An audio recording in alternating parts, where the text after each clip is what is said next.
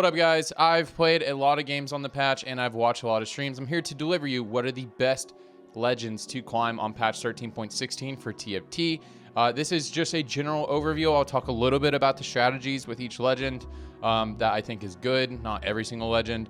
And I'll have a more in-depth video that I'll be uploading as well today or tomorrow, talking about some of the best strategies that people are using to climb right now if you guys want to know some tech. Okay, let's get into it. Honestly, I think there's a lot of legend diversity right here, and I think there's a lot, like I'm going to put some in the S tier, but I don't put a big differential between S and A tier. I think it's like really depends on your play style and how you want to play this patch.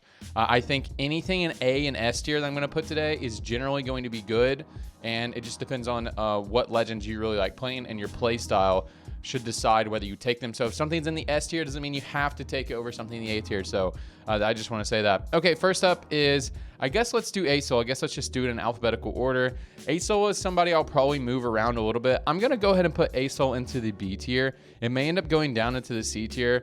The only reason why ASol is here because I think his gold 2-1 augment is just generally good. It allows you to go really fast, an early level 7. It allows you also to go early level 8 if you want to go fast 8. I really like his gold 2-1. And you can use that if you want to play like contested comps and you just want to roll earlier than people. I don't think that's the best way to play a lot of the contested comps right now. But if that's just something you really like doing, rolling before other people, then I think ASol is solid. I think his gold 2-1 is good. And his prismatic still allows you, his level up on 2-1 still allows you to go fast 9 if you'd like. That strategy is still okay. Although I would not carry Bel'Veth on this patch. If you guys want to go fast 9, play Dragon King. When you have the angle, then you probably want to carry Aatrox and Ahri. Ahri is still a very good carry. Okay, Bard. And Bard is my preferred legend. He's my favorite legend to play on this patch. And we're going to go ahead and put him in the A tier. I think he squarely goes in the A tier. I don't see a lot of other people playing Bard, but I really like Bard. So I like Bard because duo carries are really strong in this set. It has been the whole time. And Ornn got knocked down a peg. And so I think Bard is actually the better item guy than Ornn. And then I don't make the rules, man. I'm not the guy who designed this set to where almost every in-game carry wants a Rage Blade, especially the ones that are meta right now. Like think Aphelios is super meta. Zeri is somewhat meta. Azir is not meta, but is playable in the right spot. Not usually taking Bard isn't the right spot to play him. And then Rage Blade can be okay in Challenger build. I know a lot of people don't like it, but it's kind of like a budget Rage Blade, a budget Sojin for Kai'Sa sometimes. And honestly, sometimes if you want to run 4 Challenger, it's not too bad to have a Rage Blade in your build. So yeah, I really like Bard because it makes it to where I get Rage Blade for free every single game. I get the anvils, and I just really like playing around that mid-game tempo. It gives you a lot of tempo in the mid-game, and you can spike pretty well, and you can build a lot of good items for duo carries, whether you want to play Challengers, Aphelios, Zeri, whatever. You can get your items for free, and I really like that I don't have to like make sure I'm losing to make sure I get my bow and all that good stuff. I know I can get my items guaranteed. Okay, Caitlyn.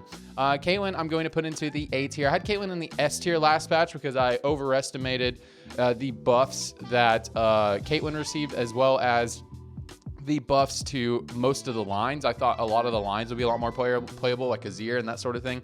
I'm going to put her in the A tier because I know a lot of people are really good at making Caitlyn work. Stars Are Born is what makes Caitlyn very strong. The gold augment on 2-1.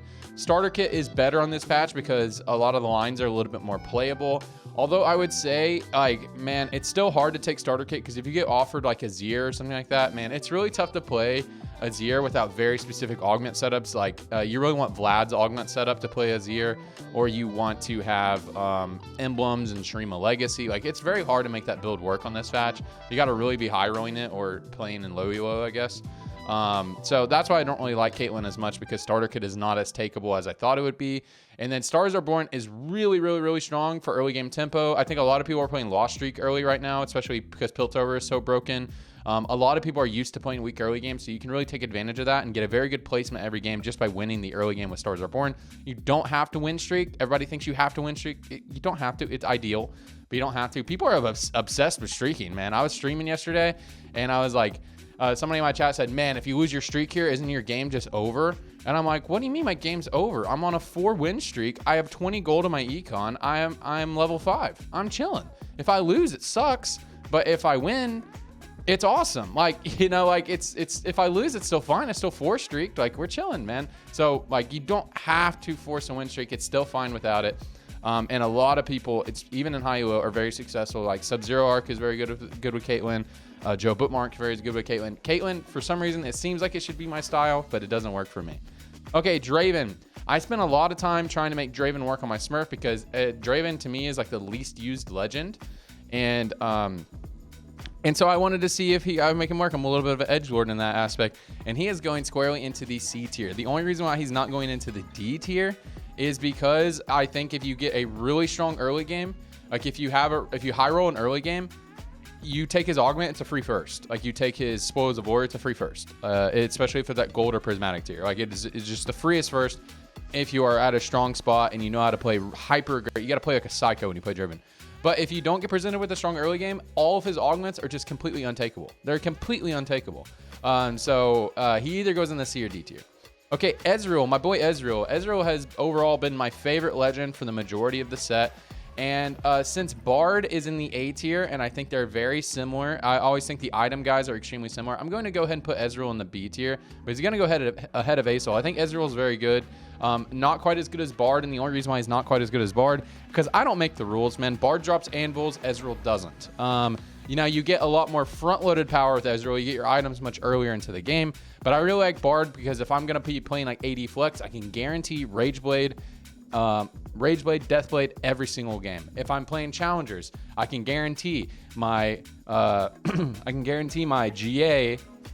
my Deathblade, my Hodge for my Yasuo, or my Runeens for my Yasuo, or whatever. I can guarantee my Sojin Jeweled Gauntlet Guardbreaker for my Kai'Sa, you know? So that's why I really like Bard over Ezreal, but I do think Ezreal is very solid, and if I didn't have to differentiate A and B tier, he'd go up in this A tier as well. Okay, Lee Sin. I think Lee Sin sucks. I think a lot of people like Lee Sin, but I think Lee Sin sucks. But he's going to definitely go ahead of Draven. I think he's probably like the low end of B tier. I like his 2-1 gold augment, the free refresh. I always forget the name of this augment. It's been in the game forever, but where you get the free refresh every round, you get 2 gold as well at the beginning of the game. I really like that one, and honestly, I would take Lee Sin just to get that augment. Personally, I think it's really, really, really, really good for tempo. I don't know why people use it for rerolling in this set, whereas it's never been for rerolling. It's always been for tempo. I think everyone collectively forgot, unless it's just because like it's fine on like Scuttle Puddle and Ecliptic Vaults to have the free refreshes every round. Typically, you take his gold augment for tempo. I really like it for tempo because you can push levels and you don't have to roll down until you get to level 7 or level 8 because you're going to be getting your upgraded units through his free refreshes. If you don't, you're just getting Mort Dogged. Like, it's just unlucky. So yeah, I like him for that reason. And then I do think some 1-cost rerolls are playable if you get on a roll. Like I think Samira reroll is still okay. I've seen Tristana reroll pop off if you can get the Tristana 3 really early. So yeah, I think it's still fine for that. Okay, Master Yi. And this is one of these guys that I'm going to put it in the B tier. It's going to go very high into the B tier. The only reason why he's not going to S tier is because I'm putting another Combat Andy into the S tier. So Master Yi, the current strategy for using Master Yi is you take Pumping Up and you hard force Garen, Demacia, like vertical Demacia Garen, because they buff that build very strong. You take his first and third augment. A lot of people like that style. It seems like really easy free low, probably in lower elos. I don't see like a lot of people doing this anymore. On the first day of the patch, a lot of people were forcing it, but I definitely think this is like probably the hard force strategy on this patch is take Master Yi and force Pumping Up Garen. You just build, you build Garen items, like you build like Rageblade, BT, Titans, those sort of items, and you take Pumping Up and his third augment as well. It gives him move speed and mana gain. It's very nice. And then I think Master Yi is also generally fine for the other things in the meta, like Aphelios, like Zeri, that sort of thing. I think he's fine for those things. So that's why he's going to go up here in the A tier. He doesn't go into the S tier because he has another boy that goes up a little bit ahead of him. Okay, Ornn. Now, Ornn received a lot of nerfs. He received some nerfs for his 2-1 augments. Basically what they did is they made it to where you only have 2 choices at the beginning of the game now when you open up his armory, which is really bad because if you open that shit up and your offerings are like Spirit Visage Zonias, like what do you do, man? Like sometimes those are good, so sometimes those are fine, but like if you don't have tank items and it's Spirit Visage as your only offering, it's just like, man. What made Ornn so broken is because if you got Trickster's Glass, Sniper's Focus, or Eternal Winter, it's a free win, baby. As well as Ornn's 3-2 augment was really nice, but they nerfed Ornn's 3-2 augment a few patches ago. They reduced the gold that you get from it. So they have been slowly chipping this guy down because he has been S and A tier the whole set, and he's actually going to go into the very high of the B tier now. I don't think he's as good as Bard, and I actually don't think he's as good as Ezreal either. But I think he's just really high variance now. If you open that up and it's Sniper's Focus and Trickster's Glass, or you open that up and it's Eternal Winter's Trickster's Glass tonight, cool, awesome. But if you open that up and it's any combination that doesn't include those items, your game is pretty hard unless you have a really, really, really good setup for that particular item set. That game. Anyway, so I'm probably gonna move some of these people around. I think I'm gonna put, you know what? I really do like Lee Sin's 2-1 augment a lot, so he's gonna stay here. Man, I feel like I should be moving some of these guys around. Maybe Lee Sin is going to drop down, because I don't think it's right that Ezreal and Ornn are in the same tier as these guys. But we'll see, especially because Pengu I'm also going to put into the B tier. I think Pengu's very solid. A lot of people like playing Lost Streak. If you like playing Lost Streak, taking his 2-1 augment is good. Especially if you want to Lost Streak into a fast 7 and hard force something like Aphelios or that sort of thing. I don't think it's the best Aphelios strategy, because we'll get into that with Vlad and some other guys. I don't think it's the best Aphelios strategy if you want to force, but you can roll earlier. It's kind of like the same idea as a Aurelion Sol. If you just want to contest the contested boards, you can roll a lot earlier into the game. And then I do like his 3-2 and 4-2 augments where you get the free items. That does seem pretty nice a lot of the times. I was playing a lot of Pengu last patch. I thought it was really fun. Just popping the items. But yeah, I think it's pretty good for consistent climbing, especially in lower elos where people don't cap their boards quite as strong. I think it'll be very consistent for climbing. I think this is a very good default legend to climb, especially in lower elos. Okay, Poro. Poro is squarely going into the A tier. I don't feel like I don't need to explain Poro. Poro is always going to be A or S tier. I think a lot of the general augments are good, but the only reason why he's not really an S tier is I think a lot of the hero augments aren't super good on this patch. I don't think Galio's is great, despite him getting buffed so many times. I don't think Demon Flare is that great, because Swain is such a contested unit on stage 2, stage 3. It's pretty hard to 3-star him. And I do believe True 2s is bugged, so that also hurts the reroll Talia build and set build and that sort of thing. So some of the general augments, and hero augments, aren't as good. That's one reason why I'm not putting him in S tier, but I think he's fine. Okay, Tahm Kench. If I put Draaaaaven in C tier, I gotta put Tahm Kench in. Dude, I think just Tahm Kench is unplayable. I don't know why you'd ever want to play Tahm Kench when you can play Aurelion Sol, because Tahm Kench is gonna go in the D tier. I don't want to elaborate anymore about that. Okay, Twisted Fate, I'm going to put into the C tier. Always guaranteeing your items is fun. If you like doing that, guaranteeing your items. But I just think you could take Bard and you just get more items and you can guarantee your items. There's never been a game that I've played Bard that I don't get exactly the items that I want. I mean, I don't get every single item that I want, but if I'm playing AD, I get Rageblade, Deathblade every game. If I'm playing Kai'Sa, I get Soja and Jeweled Gauntlet every game. I get GA for my Yasuo every game.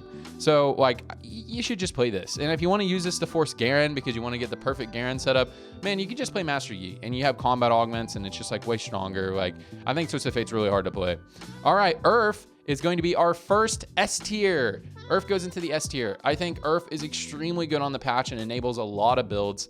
So I don't personally like playing Urf, because I thought at first, I was like, oh, Urf looks really fun, because it's a choose your own adventure every game. You pop an emblem and it enables you to play all these builds. Then I found it kind of boring after I played him for a little bit, because it feels like I'm not playing the game, because I pop his emblem and then the emblem tells me what comp I'm playing that game. But emblems enable a lot of builds in this set. So if you get a Challenger emblem, it makes it so much easier to play Challenger. If you get a Shadow Owls emblem, you can play 6 Shadow Owls. They buffed a lot of Shadow Owl stuff. Makes it very good.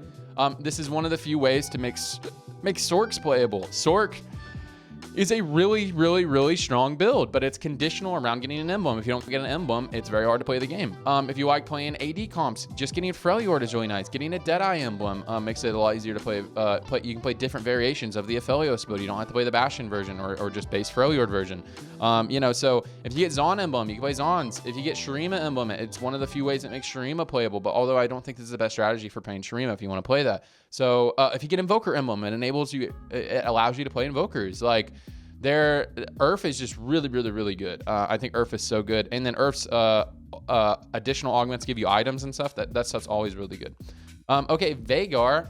Veigar is going to go into the high B tier, I think. He's going to go right here, right below Ornn and these guys. So Veigar is solid. He gives you Ascension. So if you guys like playing Aphelios, like Ascension's really good. They buffed Ascension for that build. A lot of the builds are a little bit slower, especially if there happens to be an Azir player in your lobby. They play out pretty slow. So, and then his second augment, Tiny Power, is also good for stalling. So, and then Jeweled Lotus is an augment that enables you to play a lot of the AP builds. So if you get an AP opener and you take Jeweled Lotus, and Jeweled Lotus is good in AD comps as well. But if you get Jeweled Lotus and then like you have an Invoker angle, like you get a Combat Caster or something like that, you know, and you're playing some Invokers or you're playing Sorks and you get an Emblem. So he can enable you to play a lot of builds as well as allows you to play that Aphelios stall style because you can get Ascension.